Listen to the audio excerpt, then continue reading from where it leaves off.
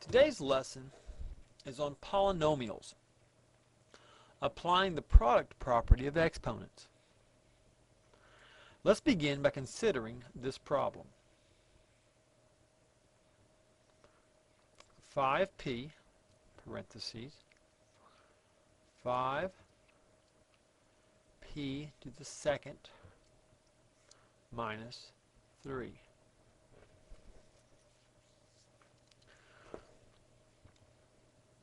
The product property is where we take this monomial right here and we multiply it by everything inside the parentheses.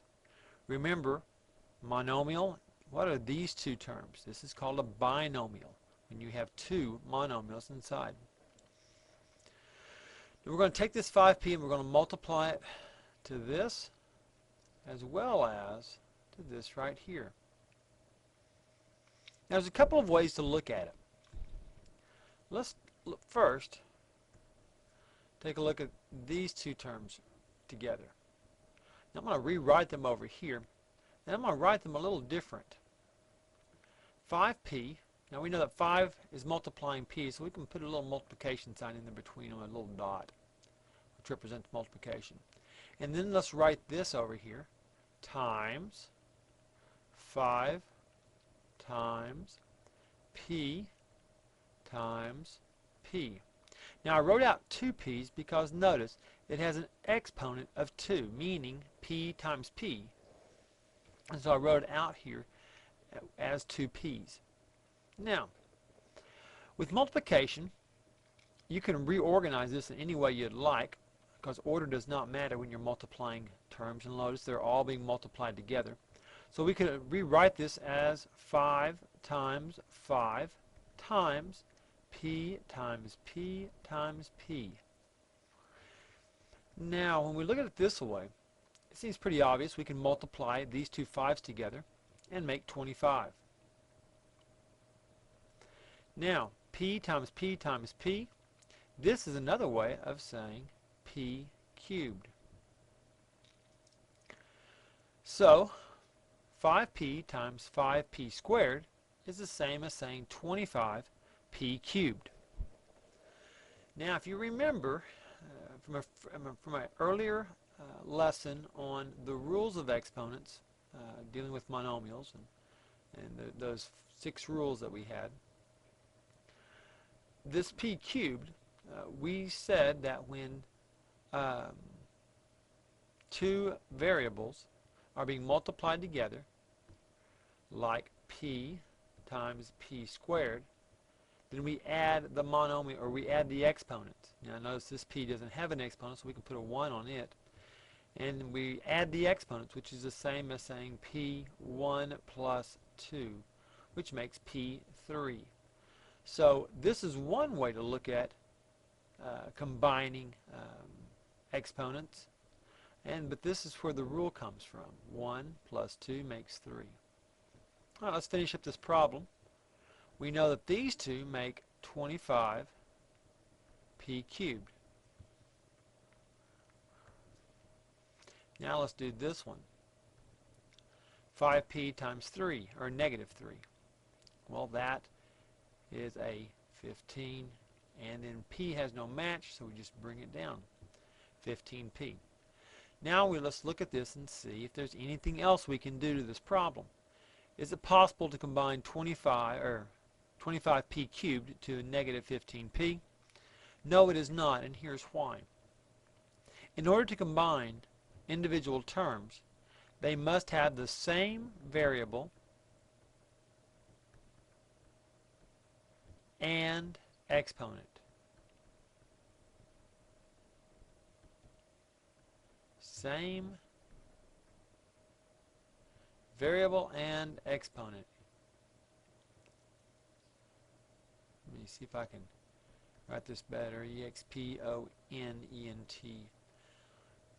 So notice we have p cubed and p. These two do not go together, so this must be our final answer. Alright. Now, let's try another problem. Let's scroll up here. And here we've multiplied a monomial to a binomial. Let's now multiply a binomial to a binomial.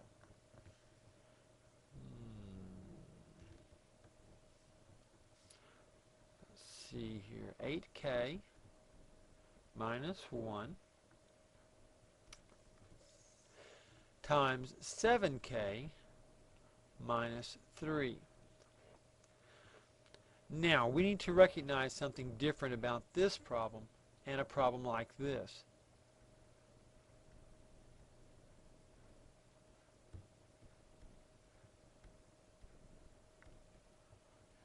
What is the difference? Hopefully, you would say that this plus sign here is different. This right there.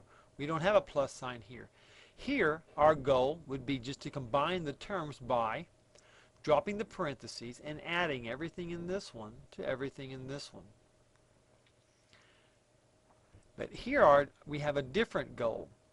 Here there's no sign between, so we want to multiply. Now the rules are different when we're multiplying than when we're adding. In another study, we discussed how to add these binomials.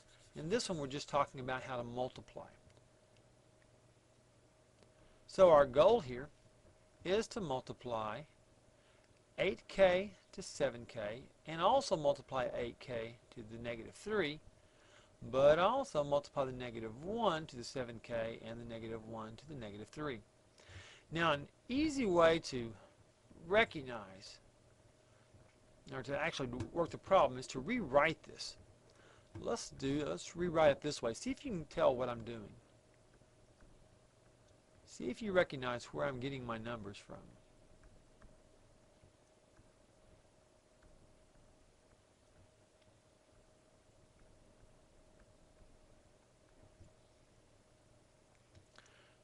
Okay, now we've got it rewritten. Where did I get the 8k from? From right here. And then I pull down this parentheses and multiply 8k to everything in this parentheses. And then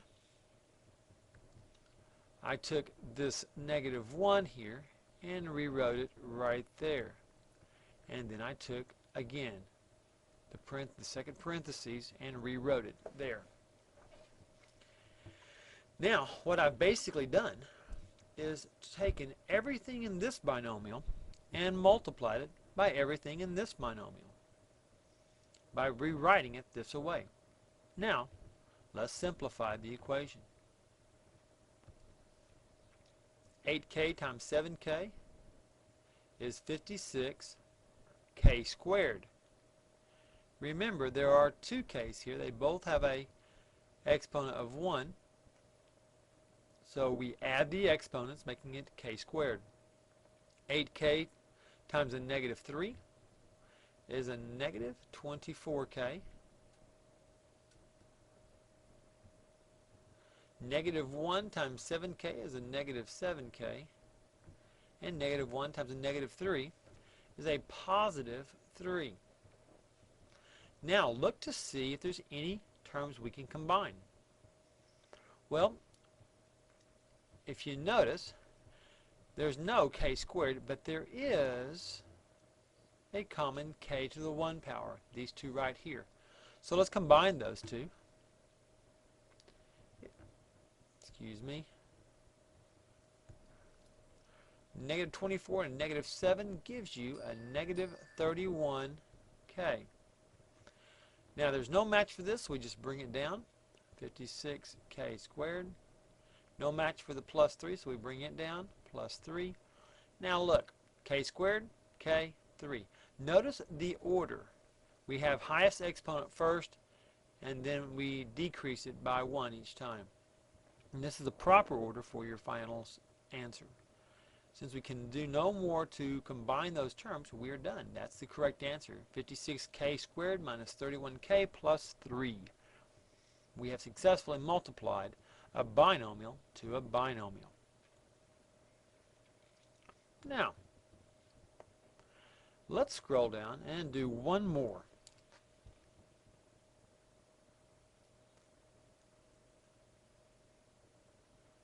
This time, let's do a binomial,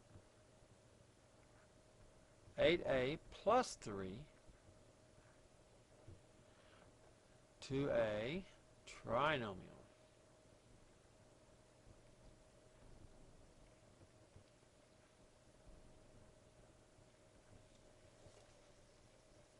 A binomial to a trinomial. The principle is the same. Everything in this parentheses multiplied to everything in this parentheses. So let's rewrite it. You do it on your own and then see if you match what I have. So pause the recorder.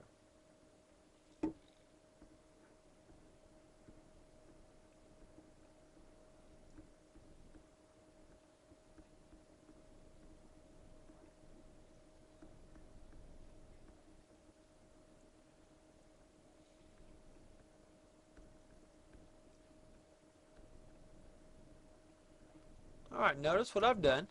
I took this 8a and I multiplied to everything there, here, 8a, multiplying to everything in the second one, and then took the plus 3 here and multiplied it by everything in the second parentheses. Now, if that's what you have, let's multiply this out and then combine terms.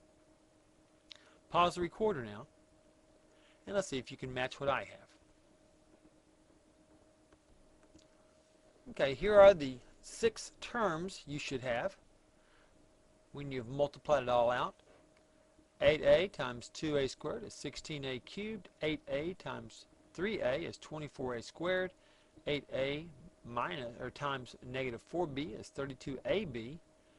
Then we go to the 3. 3 times 2a squared is 6a squared. 3 times 3 is 9a. And then 3 times negative 4b is a negative 12b. Now let's combine terms. If you recognized, the only matches was the a squareds. Those are the only two that match because they have both the a and they're both squared. Notice there's no match for the a cubed. There's no match for just an a, even though there's an a there, it's got a b with it. You got to have the same variable, same exponent, and you can't have any more variables.